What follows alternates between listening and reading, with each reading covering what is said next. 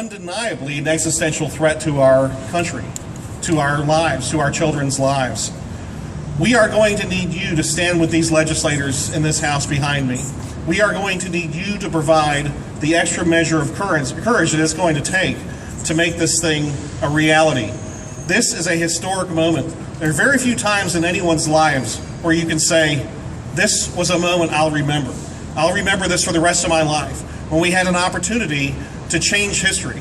And this is one of those moments, and don't let you forget that, and don't let them forget that. So I want to tell you about a kind of an interesting experience that I had back in 2012. I happened to be in Washington, D.C., and I was in a building where we were later to write what is now the Convention of States application language. And we were in a building, and this building was an interesting building because it had offices for all of the 50 states.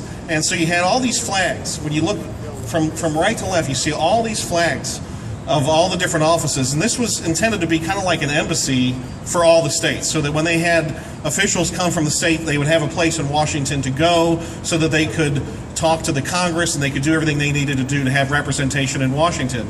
And the comical part about this is I asked somebody who was working there, I said, so who's in these offices? And I was told by one of the security guards, well, nobody's in them. There's nobody in these offices. They're just ceremonial. There might be one or two people in there.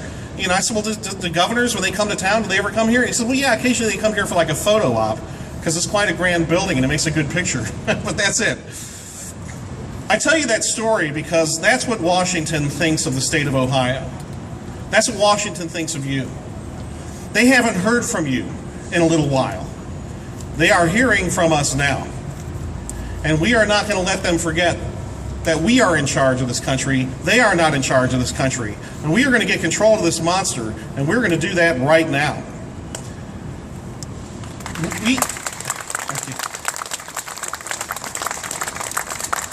Well, we got to talk about half measures, because something like 90% of the American people are in favor of a balanced budget.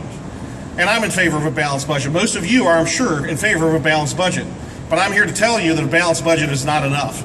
And the reason that's important is this legislature already passed an Article 5 balanced budget only Article 5 resolution.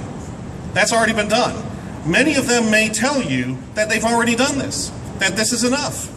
This isn't enough. In fact, in a lot of ways, I feel like I'm back in 1989, because we have much bigger problems than just the budget. We got an out-of-control Congress. We've got career politicians. They think they run our lives. They are interpreting the Commerce Clause to basically regulate every aspect of your life. We are in exactly the same place in 2015 that they were in 1989.